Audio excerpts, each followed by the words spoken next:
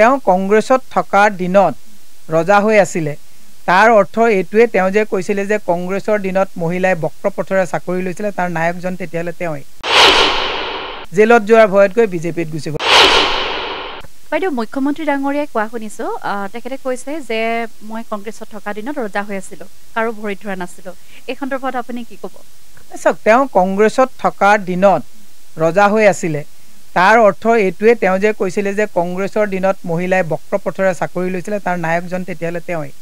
তেওঁ যে কৈছে মেজিষ্ট্ৰেটে 1 কোটি টকা দি পেলাই চাকৰি লৈছিলে ৰজা হৈ আছিলে যদি তেতিয়ালে সেই তাৰ খলনায়কজন তেওঁ নিজেই তেওঁ নিজৰ কথাত নিজে বান খাই খাই গৈ আছে। কংগ্ৰেছৰ দিনত যিমান দুৰ্নীতি হৈছিলে